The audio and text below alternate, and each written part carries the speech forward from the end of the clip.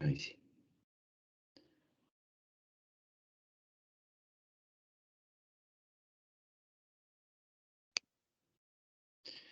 Ya, entonces estábamos aquí donde habíamos argumentado que esto era varios casos aislados y teníamos una hipótesis y queríamos probar si realmente esto se cumple o no se cumple. Entonces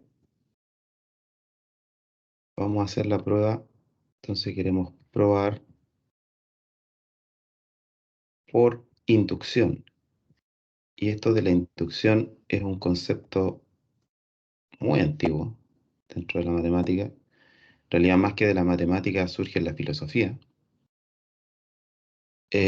Por inducción que a la n efectivamente se escribe como P por D a la n por P a la menos 1.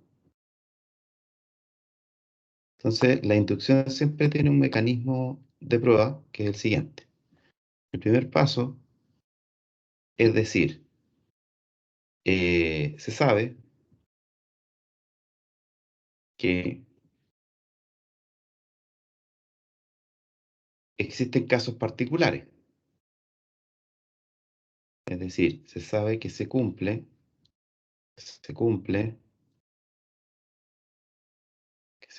que A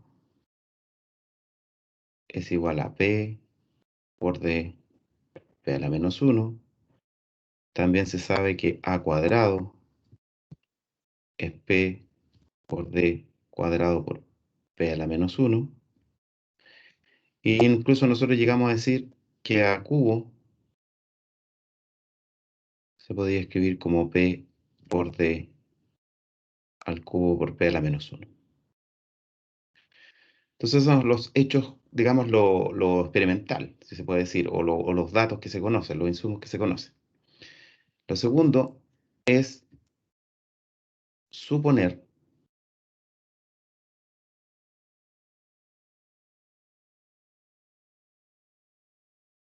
que se cumple, lento mi lápiz, que se cumple para n menos 1. ¿Qué quiere decir eso? Vamos a suponer que a la n menos 1 se debería escribir como P por D elevado a cuánto.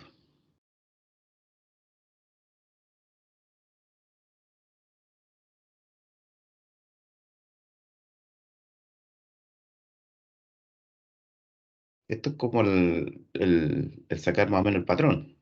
Si nosotros sabemos que A se escribe como P por D por P a la menos 1, A cuadrado como P por D cuadrado por P a la menos 1, A cubo por P por D al cubo por P a la menos 1, ¿a qué sería igual suponer que es lo que es A a la n menos 1?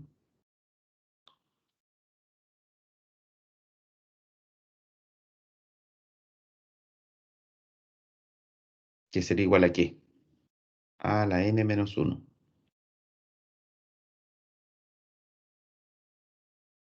Daría P Ujú, D a la n-1, ujú. P-1. P menos 1. Esto no es verdad, o no sabemos si es verdad, solamente es una suposición la que estamos haciendo, ¿ya?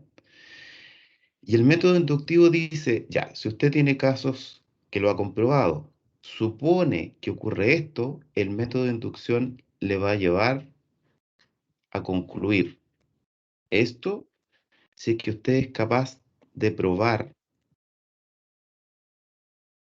por demostrar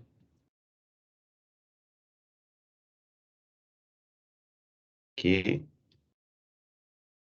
su suposición, perdón, se cumple para uno más. Para uno más. O sea, para un índice mayor a n-1. ¿Cuál sería el índice mayor a n-1? Que esto sea a la n por p de a la n p a la menos 1. O sea, es justamente lo que nosotros queremos probar. Pero aquí uno se da cuenta que, en efecto, esto lo puede probar por las cosas que hemos estado diciendo nomás. Porque a la n es lo mismo que poner a por a por a. ¿Cuántas veces? ¿Cuántas veces se multiplica la misma matriz A si yo tengo puesto a la n? N veces, profe. N veces. Pero cada uno de esos, perdón, de esos A, yo los podría escribir como a la n menos 1 por A, ¿o no? ¿Están de acuerdo con esa escritura?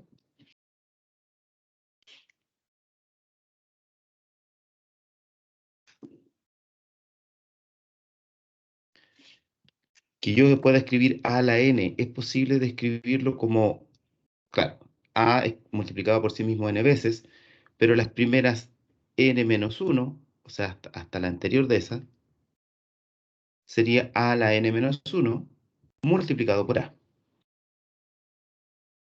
¿Están de acuerdo con esa escritura o no?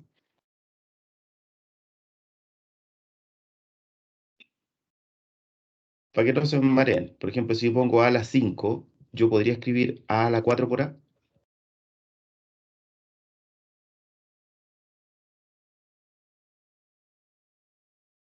¿Es lo mismo eso, no?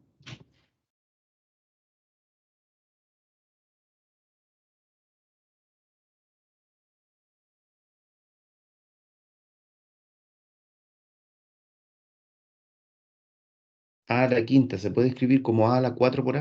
Esa es mi pregunta.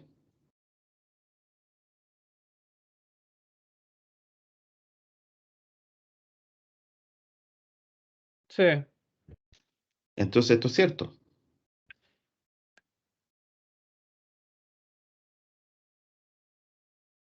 ¿Esto que está aquí es cierto o no? sí, es cierto. Es cierto. ¿Sí? Y resulta que ahora puedo usar la hipótesis inductiva que dice, mire, a la n menos 1, usted supuso que se escribe como p por d a la n menos 1 por p a la menos 1. Y eso está multiplicado por a. A su vez, p por d a la n menos 1 por p a la menos 1 por a, nosotros sabemos que a se escribe como p por d por p a la menos 1, por el hecho de que eso se sabía al principio. Recuerden que la matriz era diagonalizable. Conclusión entonces, llegamos a esto.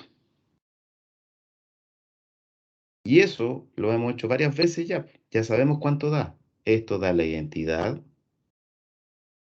Así que me estaría quedando P por D a la menos n menos 1 por la identidad. Pero la identidad multiplicada por cualquier matriz me queda la misma matriz. Así que me quedaría P por D a la menos 1 por D por P a la menos 1. ¿A qué es igual D a la menos 1 por D?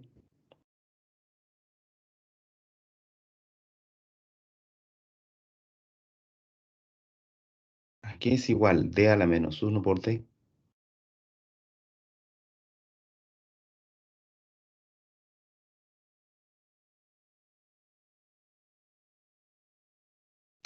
La matriz D elevado a n menos 1 multiplicado por D.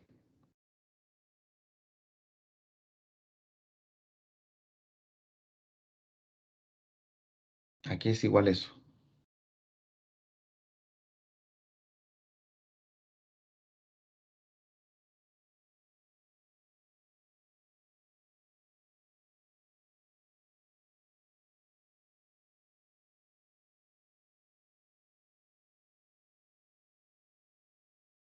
¿A qué es igual D a la n menos 1 por D?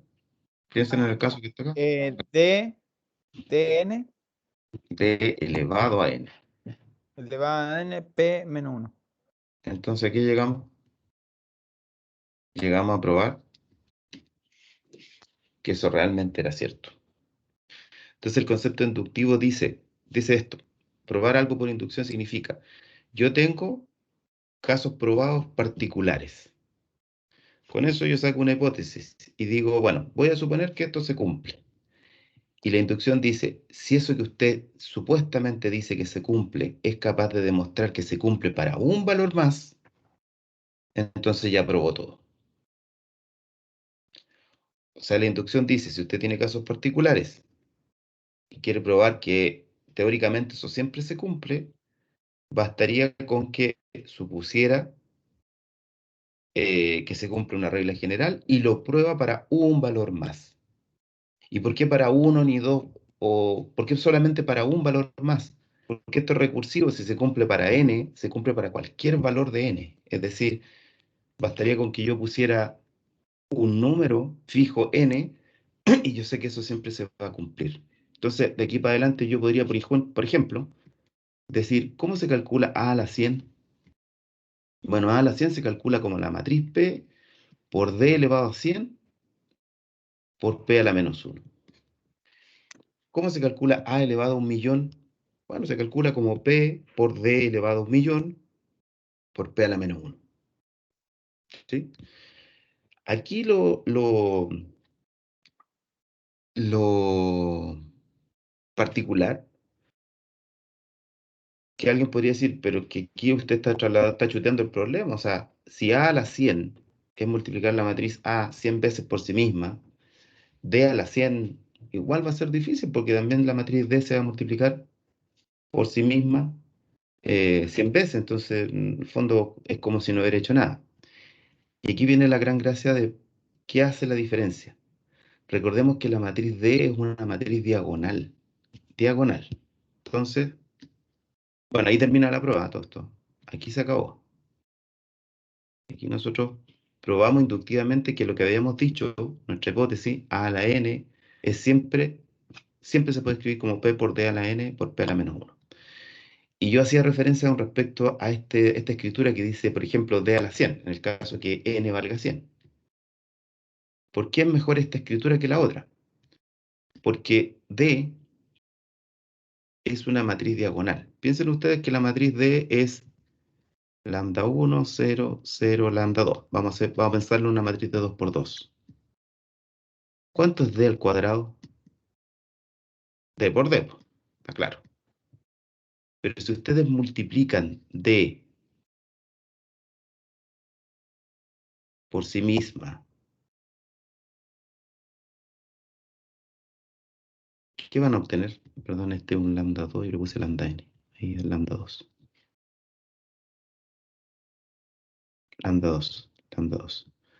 Hagamos la multiplicación. Filas por columna. ¿Cuánto me queda esta matriz?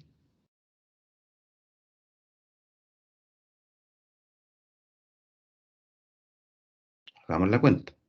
Esta matriz es de 2 por 2, esta es de 2 por 2, por lo tanto el resultado tiene que ser una matriz de 2 por 2. ¿Cuánto da la multiplicación de esta matriz por esta? ¿Cuál es el primer elemento?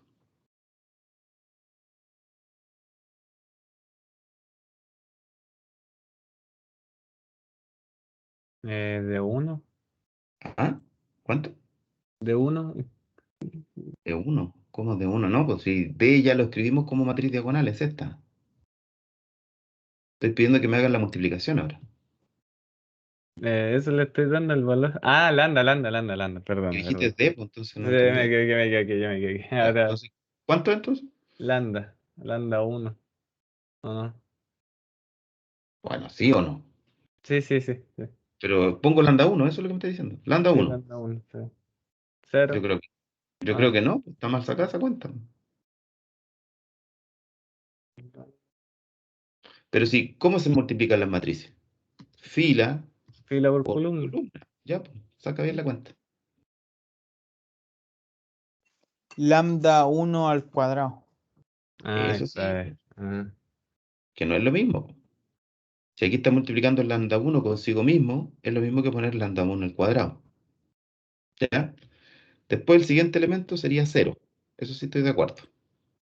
porque sería primera fila con segunda columna, lambda 1 por 0, más 0 por lambda 2 es 0. Aquí abajo, ¿qué iría?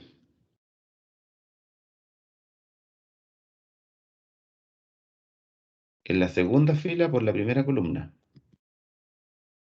0. 0. Y la última fila con la última columna.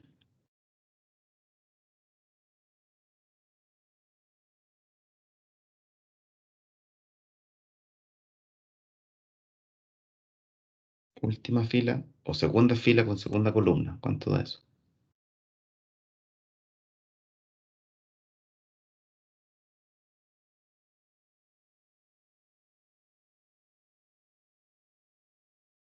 Cero por 0 es 0. Más lambda 2 por lambda 2. ¿Cuánto es? Lambda al cuadrado. Lambda 2 al cuadrado. Porque se llama lambda 2, no se llama lambda, se llama lambda 2. Por lambda 2 es lambda 2 al cuadrado. Entonces lo que hemos dicho es que la matriz D, que es diagonal, si yo la multiplico por sí misma, me sigue quedando una matriz diagonal. Eso ya lo han comentado. Pero ¿qué tiene de interesante este resultado? Aparte de ser una matriz diagonal, ¿qué significa D cuadrado? ¿O en qué se tradujo?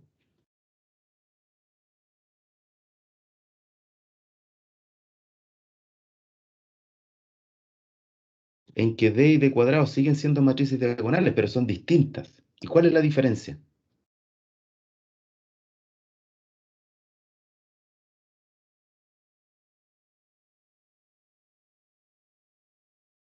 ¿Cuál es la única diferencia entre D y D cuadrado?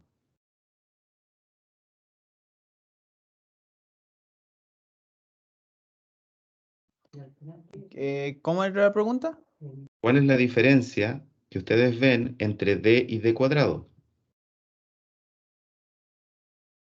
Que los valores están al cuadrado. Que los valores están al cuadrado, po.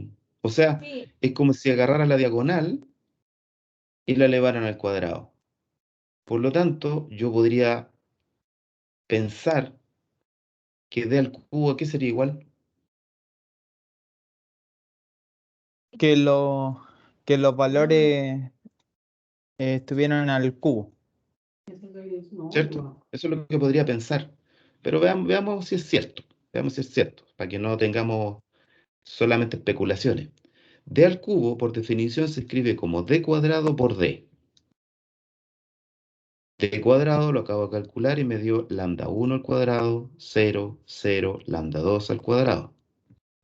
Y D es la matriz original, que es lambda 1, 0, 0 y lambda 2. Si repiten el proceso de multiplicar fila por columna, se van a dar cuenta que aparece primera fila, primera columna. ¿Qué es lo que aparece ahora? Primera fila, primera columna. ¿Qué aparece? En esta posición.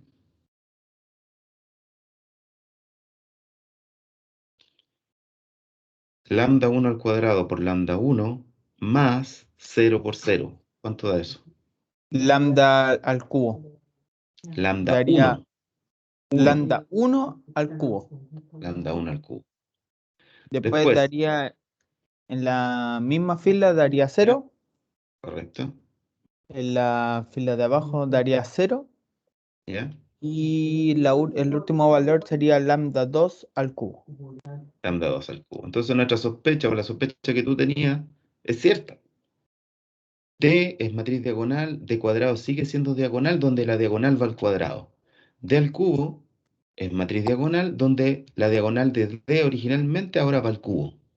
Por lo tanto, uno puede probar la misma metodología que usamos anterior por inducción, que D a la N, ¿a qué sería igual?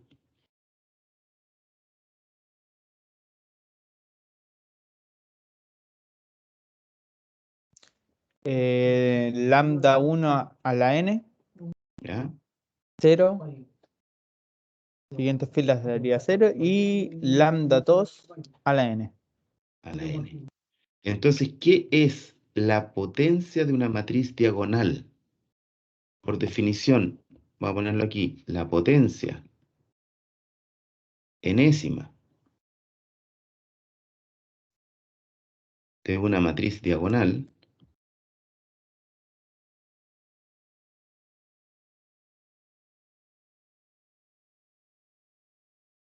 es poner la diagonal a la n.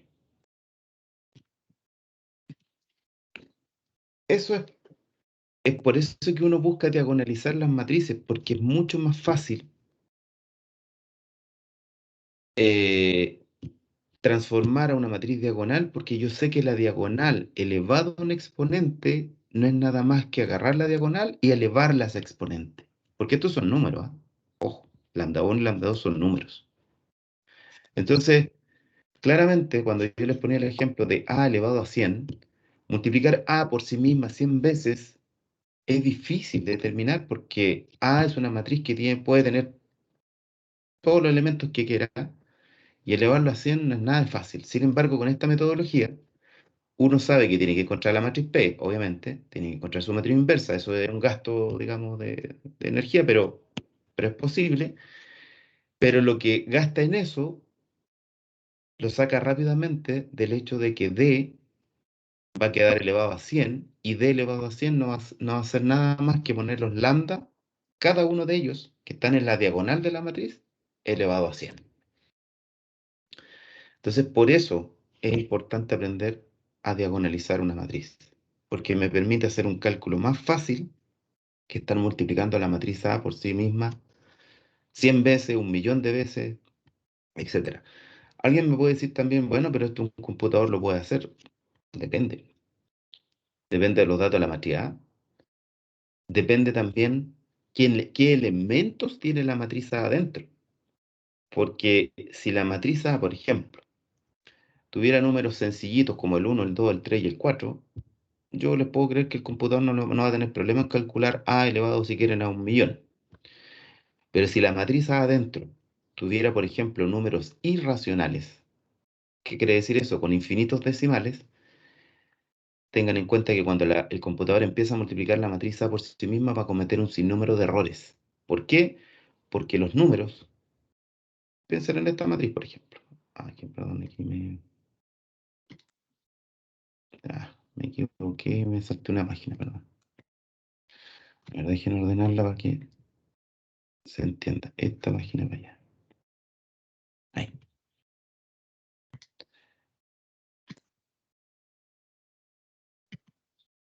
Por ejemplo, si la matriz A no tuviera números sencillos, como por ejemplo poner aquí un tercio, 1, 4, voy a poner solamente ese el un tercio. ¿Por qué digo que este un tercio es complicado? Porque en la representación de una máquina, bueno, digamos, ¿qué es lo que es un tercio primero? ¿Sabes lo que es el número un tercio?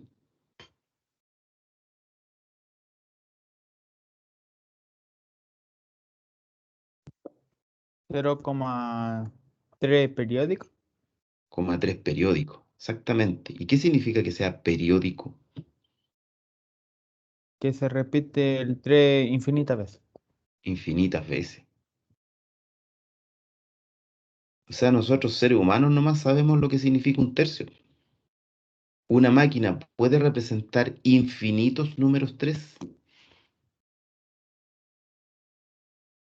No, No.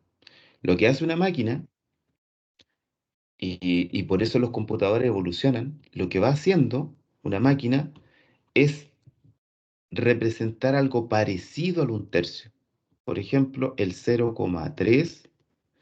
Por ejemplo, una máquina, un procesador que tiene 64 bits, ¿sí? Almacena más o menos como 16 o 17, 16, entre 16 y 17 cifras decimales. Eso quiere decir que en realidad para el computador el un tercio no es nada más que el 0,16 veces el 3. Y eso es. Y alguien puede decir, pero con 16 cifras está sobrado, cariño. Sí, yo no estoy diciendo que no. Pero resulta que cuando ustedes multipliquen, por ejemplo, el un tercio por el un tercio por el un tercio por el un tercio, cada vez van a estar cometiendo un error. o la máquina va a estar cometiendo un error y ustedes tienen que estar dispuestos a darse cuenta cuándo ese error se vuelve crítico. Porque si yo quisiera calcular a elevado a 1.000.000, como yo decía, o a 1.000 ya, por ejemplo, quiere decir que estoy multiplicando la matriz A por sí misma 1.000 veces. Entonces quiere decir que 1.000 veces se va a multiplicar el 1/3 por 1/3. Entonces quiere decir que yo, al cometer la primera vez que el computador representa 16 veces el 3 y no las infinitas veces, cada vez que multiplique voy acumulando un error que en algún momento se vuelve catastrófico. Es decir, comete errores demasiado grandes para mis cuentas. Ahora, yo sé que estas cantidades, o sea, lo que tenemos que tener en cuenta es que el computador es una ayuda y es algo súper potente que nos ha permitido hacer un montón de cuentas. Después, pensémoslo, por ejemplo, si les gusta un poco la astronomía o les gusta esos desafíos, todas las cantidades astronómicas son gigantescas. O en el mundo microscópico, todas las cantidades son pequeñísimas. Por lo tanto, la representación de esos números, tanto pequeños como grandes, ¿cierto? Significan que yo voy a tener que hacer cuentas de números muy pequeñitos o números muy grandes. Y por lo tanto, alguien puede decir, con 16 veces queda sobra cariño. No, pues a lo mejor en el mundo microscópico eso es relevante. O en el mundo macroscópico, es decir, no sé, la distancia de un planeta a otro planeta, o la velocidad de lo qué sé yo. Eso realmente es importante. Entonces ahí las cuentas no son tan sencillas. A lo mejor para el mundo real, para las cuentas que nosotros hacemos, qué sé yo, aquí, en lo cotidiano, basta con que el computador tenga 16 cifras para guardar información, pero para otros casos no. Y uno tiene que estar, digamos, dispuesto a pagar esos errores o tenerlo en consideración, que es importante. Pero ustedes, por ejemplo, van a trabajar en un mundo microscópico cuando hacen experimentos, por ejemplo. No sé si tienen, ¿alguno tiene laboratorio por ahora? No, me parece que no. Todavía no tienen, ¿no? ¿Sí? Sí, profe. Ya, y cuando van al laboratorio, ¿usan los microscópicos o no?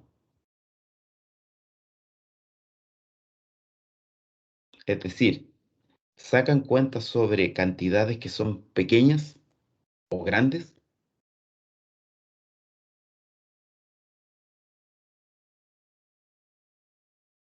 Si quieren contar, por ejemplo, el número de bacterias que hay presente en un cultivo, ¿esas cantidades son pocas o son muchas? Depende, Son me van a muchos. decir. Bueno, depende del bicho, depende del Mm. bicho, como digo yo, pero son hartas en consideración. Además que cuando ustedes hacen una cuenta respecto a eso, lo están haciendo dentro de un volumen, seguramente. Porque en realidad uno no cuenta los bichos uno por uno, lo que hace es una estimación de cuántos bichitos se encuentran en un volumen específico de algo, que puede ser un, qué sé yo, un microcubo, bueno, depende cómo hagan, ¿ya? Así que estas cuentas están presentes en todo lo que uno hace. Bueno, y aquí las matrices, para no desviarme tanto del tema, las matrices nos pueden representar un montón de situaciones donde tenemos muchos números específicos y más encima queremos operar muchas veces con esa misma información. O sea, por ejemplo, no sé, si esto fuera guardar la información de algún proceso y ese proceso lo tenemos que repetir 1.000 veces, entonces nos vamos a encontrar con errores en los números, ¿ya? Por eso, por eso es relevante tener un tipo de escritura que me permita facilitar la forma de ver la matriz A a la N, ¿ya? Ese es el objetivo, uno de los objetivos. Voy a retroceder un poco la historia. Si alguien tiene alguna duda, la puede hacer.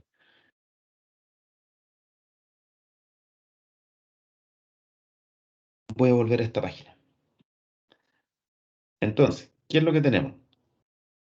Para hacer un resumen. Diagonalizar una matriz significa escribirla en esta forma, donde tengo que ser capaz de encontrar P y D, ¿ya? ¿Para qué me sirve eso? Por ejemplo, para encontrar la enésima matriz de A, de una manera más sencilla, que dice que es lo mismo que poner P por D a la N por P a la menos 1. Eso es. Pero nuestra historia dice, bueno, ya usted me ha hablado de diagonalización, me ha dado vueltas toda la clase de que esto es cierto, es cierto, es cierto, pero todavía no me cuenta la historia de cómo se va a encontrar P y cómo se va a encontrar D. ¿Sí? Esa es la conclusión que deberían llegar ustedes. O sea, alguien podría decir que les he estado mintiendo todo el rato, pero no es cierto. No es cierto. ¿Por qué he dejado pasar un poco esa parte y no me fui directo a eso? Porque esto necesita un trabajo matemático.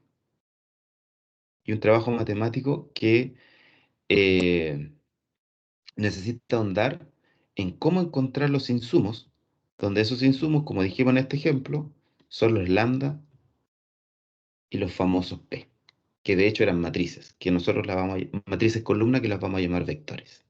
Entonces, no sé si alcanza ahora porque igual la historia es larga, pero sí les voy a contar cómo se motiva esta idea general. ¿Ya? Por eso quería llegar hasta esta expresión y la voy a volver a representar un poquito más elaborada acá, en esta página. Entonces, vamos a poner aquí una observación. Ya tenemos asimilado el hecho de la diagonalización de la matriz.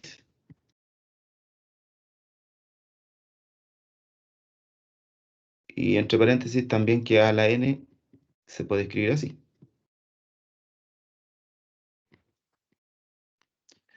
Pero con esta parte me quiero quedar. Porque esta que está en el paréntesis depende de la anterior, según todo lo que hemos contado. Si ustedes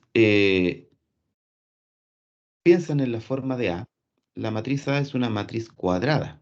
Así que, como matriz cuadrada, la representación general sería A11, A12, hasta 1n, A21, A22, hasta A sub 2n, y así con todos los valores hasta la última fila, que sería AN1, AN2, hasta ANN. Esa sería la forma de la matriz, en términos generales. ¿Cómo sería la matriz P? ¿Cómo sería la matriz P? ¿Cómo sería la matriz P? ¿Y cómo sería la matriz P a la menos 1?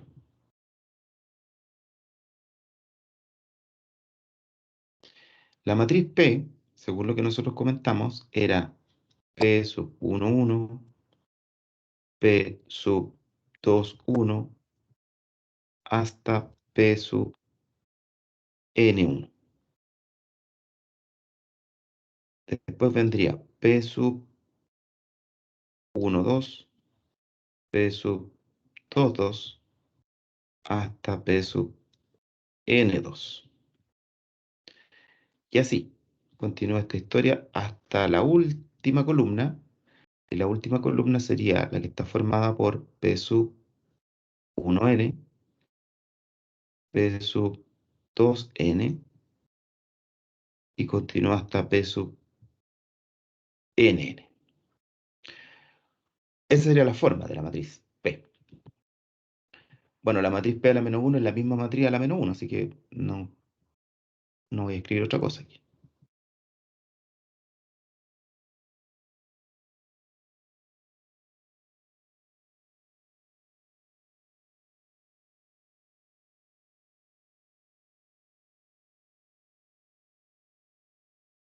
Este era 1n, 2n hasta n. Ya, y la matriz D era lambda 1, 0, puro 0. Después 0, lambda 2, puro 0. Y así sucesivamente, porque en la diagonal siempre va a haber un lambda. Y el resto, todo lo que está fuera de la diagonal, son puro 0. Así se ve la escritura de una matriz grande, enésima, escrita de esta forma diagonal. ¿Están de acuerdo con eso? ¿O tienen alguna duda que puedan querer preguntar? Esto lo voy a arreglar un poquito. ¿Están de acuerdo con esta escritura, no? Esto es un por y esto es un por. ¿Sí? ¿O no?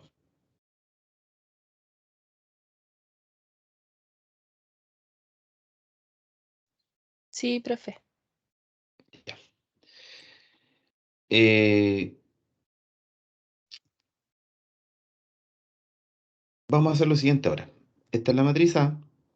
Se puede escribir así. Esto, que lo voy a poner, lo voy a marcar por encima con un color un poquito más grueso, que puede ser un amarillo. ¿Qué representaba eso?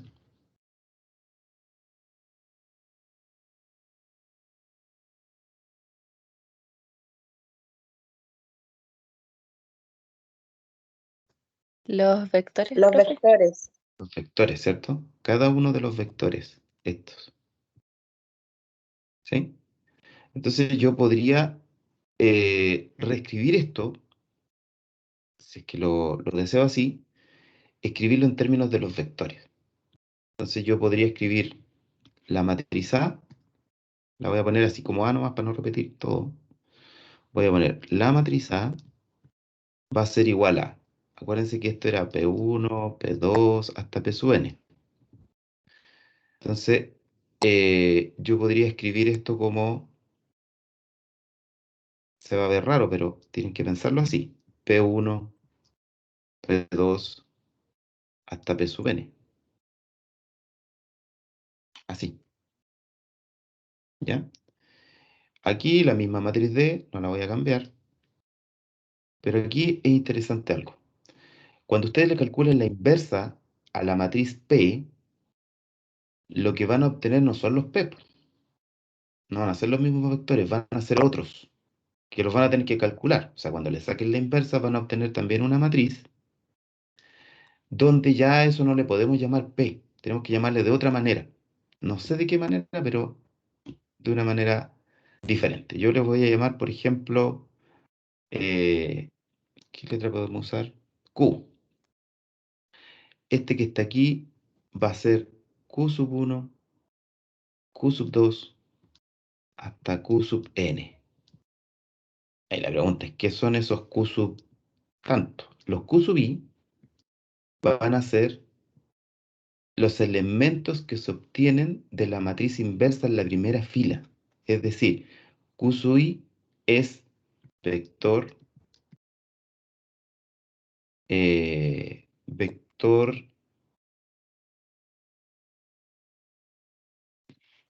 iésimo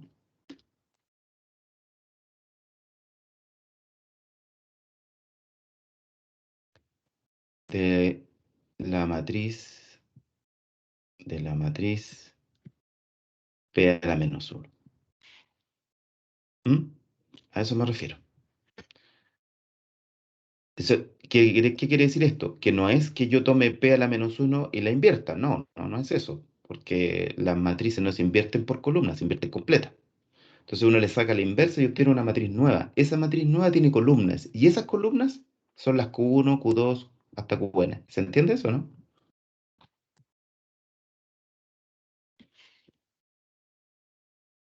¿Sí o no?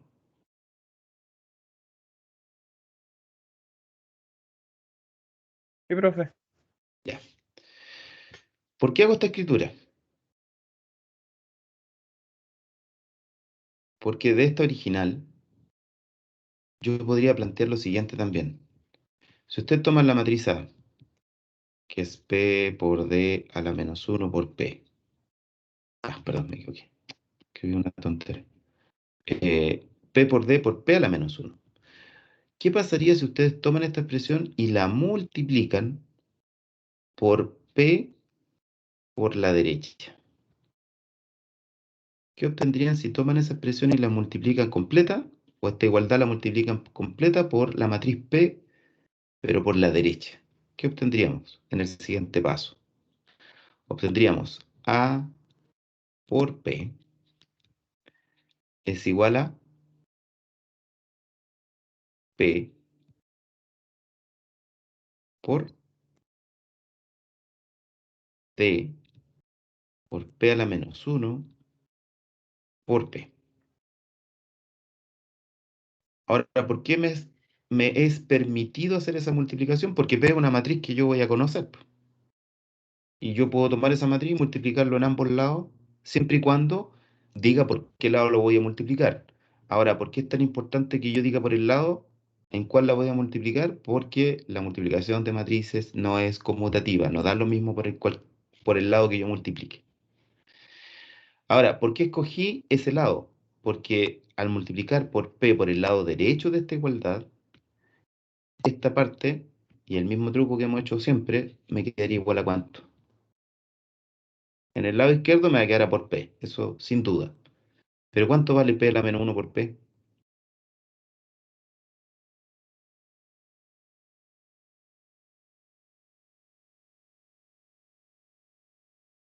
Vale la identidad. Vale la identidad, po. Esto es la identidad. Y la identidad por una matriz me queda la La misma misma matriz. Entonces llegamos a esto, miren.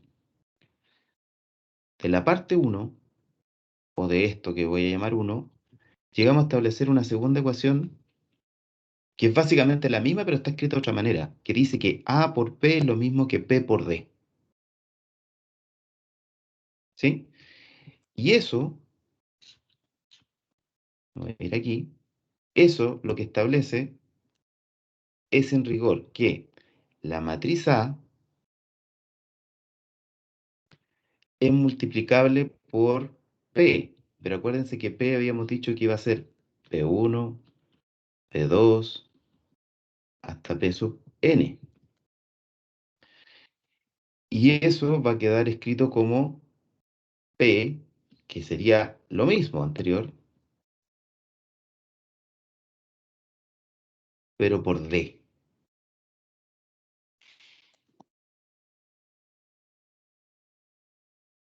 Esta sería la tercera ecuación, que sigue siendo la misma, solamente que está expresada de una manera diferente. Y resulta que de aquí, esta tercera la voy a pasar acá. Voy a escribirla aquí.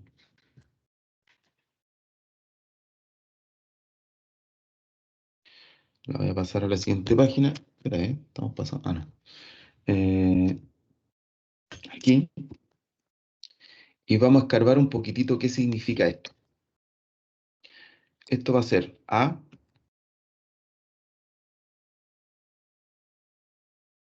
por el respectivo P1, P2, P sub n. Y aquí me voy a ir al rescate de nuevo de cómo se escribe los valores P. El P1 era P sub 1, P sub 2, hasta P sub, ¿cuánto era este? P sub N1. Después es P sub 2, no, aquí me equivoqué. Este es P sub 1, 2. Esto es P sub 2, 2 hasta P sub N2.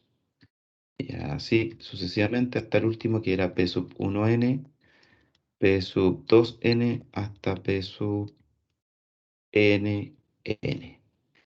Y aquí vamos a recordar lo que significa la matriz D.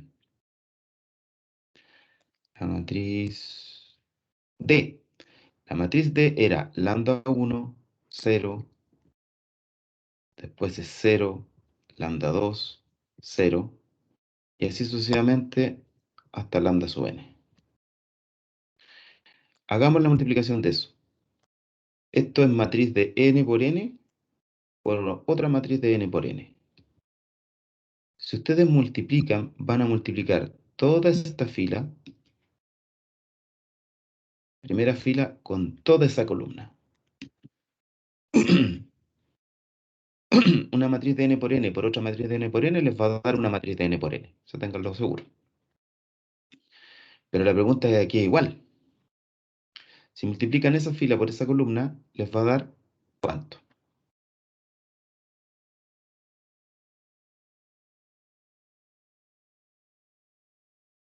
Si multiplican esa fila con esa columna.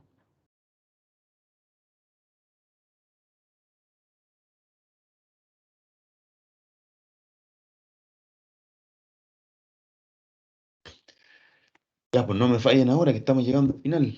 ¿Cuánto me da esa fila por esa columna?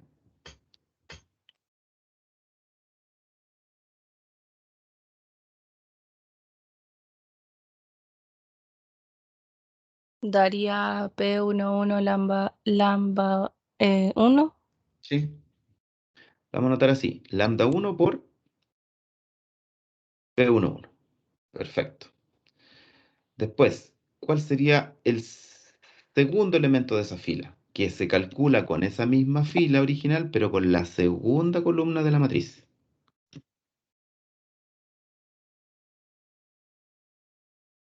Este que va aquí al ladito.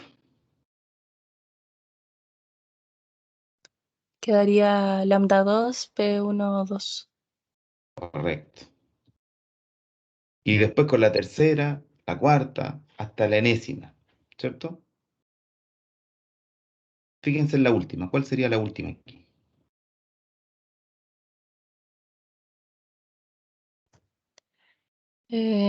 Lambda n por P1n. Correcto. Muy bien. Ya, pero esa sería la primera fila de la matriz. Ahora, ¿qué hacemos para calcular la siguiente fila de la matriz resultante? Multiplicar la segunda columna por cada una de las filas. ¿Ya? ¿Cuál sería la siguiente? Aquí. El primer elemento de la segunda fila.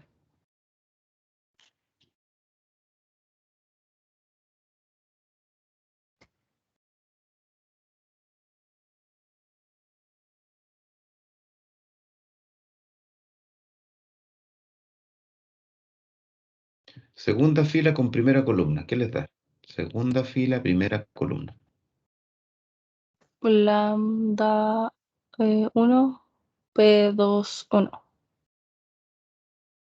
¿Ya? Segunda fila, segunda columna. Lambda 2 P22. Hasta el último que sería segunda fila, última columna. Lambda n con P2n. ¿Cierto? Ya. Y ahí repito. Tercera, cuarta, quinta, hasta la última, hasta la enésima. Entonces esto va a continuar hacia abajo. Y la última, para hacer la historia más corta, porque estamos en la hora, la última le debería quedar lambda 1 por P n1, lambda 2 por P sub n2, hasta lambda n P sub n n. Eso les quedaría.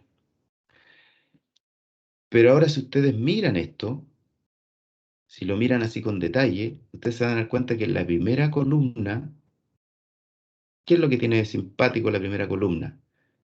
Que es lambda 1 multiplicado por ¿quién?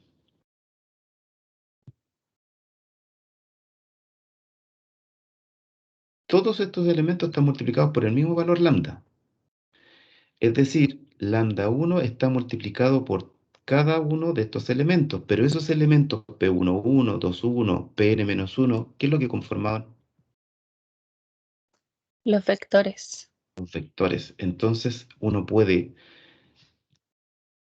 llegar a determinar que esto es lambda 1 por P1, que esto es lambda 2 por el segundo vector, hasta lambda n por el último vector. Y todo esto siguió igual, y lo voy a volver a escribir aquí, para decir que esa expresión me quedó, bueno, aquí voy a poner el P2 para que se entienda, me quedó la matriz A, por la matriz que tiene al vector P1, al vector P2, hasta el vector P sub n. Y esta va a ser mi cuarta ecuación. Mi cuarta ecuación. Y esta cuarta ecuación dice hartas cosas. Lo que dice es que esta matriz A por esta matriz P va a ser igual efectivamente a esta nueva matriz. en contexto, esta es de n por n, esta sigue siendo de n por n, y esta nueva que obtuvimos también es de n por n. Y aquí tenemos que volver a un concepto que es importante. ¿Cuándo dos matrices son iguales? ¿Cuándo dos matrices son iguales? Cuando tienen el mismo orden y cuando componente a componente son iguales. ¿A qué me refiero?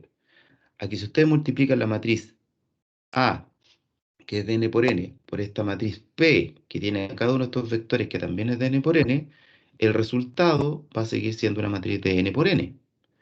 Entonces eso yo lo podría escribir así.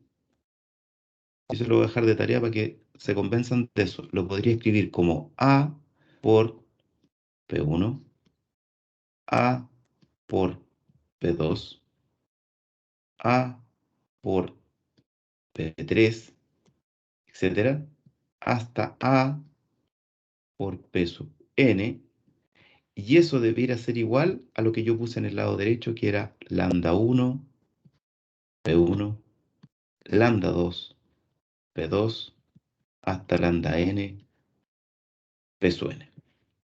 Ahora, alguien puede decir, pero ¿cómo eso que pasó la matriz adentro? Sí, lo que hice fue eso.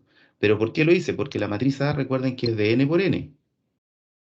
Y el vector P1 es de n por 1. Entonces el producto también da un vector de n por 1. Y entonces esta igualdad que aparece aquí, que es nuestra ecuación 5, así le vamos a llamar, la pregunta es, ¿cuándo se cumple?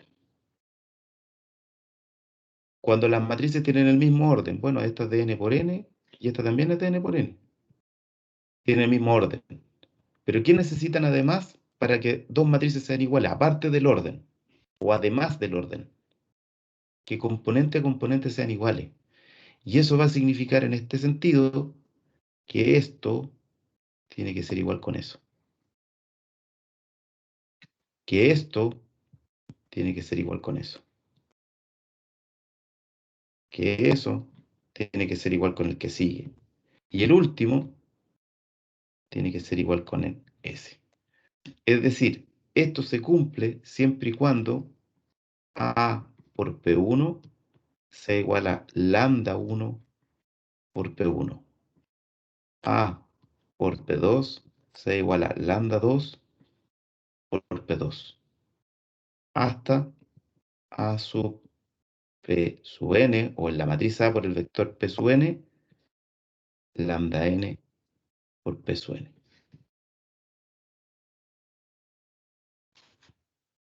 O sea, en el fondo, lo que está diciendo es, si usted quiere encontrar cuánto vale P1,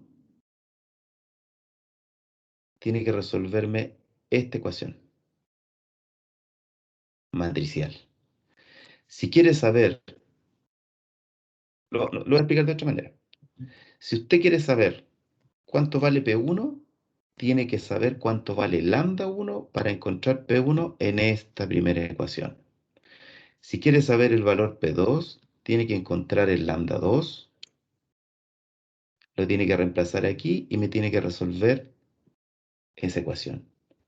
O sea, en el fondo, encontrar los lambda y los P significa resolver cada una de estas ecuaciones, y cada una de estas ecuaciones representa un sistema de ecuaciones lineales y que nosotros vamos a aprender a resolver. Vamos a aprender a resolver cada una de estas,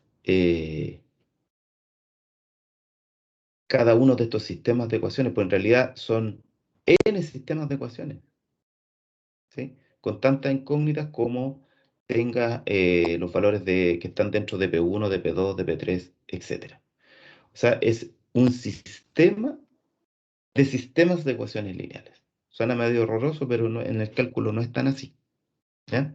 Solamente que yo he deducido de dónde viene cada uno de estos pasos que vamos a seguir, porque la otra sería enseñarles la mecánica y decirle, bueno, haga esto, pero el día que necesiten saber por qué lo hicieron o recordar la metodología, no van a tener idea. Por eso lo estoy explicando desde este sentido. O sea, Yo solamente me he apoyado en el concepto de diagonalización de matrices, en la multiplicación de matrices y, bueno, y la inversa de una matriz. Todos conceptos que ya vimos en la unidad 2. O sea, aquí no hay nada que yo no pueda haber pasado en la unidad 2 que no lo esté ocupando acá. ¿Ya? Ya, estamos a las 10:33, así que no canso de explicarles más. Y mañana lo que vamos a hacer es justamente ver cómo se resuelven estos sistemas, porque nuestra motivación siempre va a ser encontrar los lambda y los p. Pero ya sabemos que tenemos que resolver cada uno de estos sistemas si queremos tener oportunidad de encontrar esos valores o insumos para la diagonalización. Hasta aquí quedo. Ya, nos vemos mañana a las, no sé qué hora tenemos clase mañana a las... Ah, pues mañana no tenemos, mañana es miércoles. Jueves, Mañana profe, es El claro. jueves, el perdón, jueves. Ya, En la el mañana. jueves.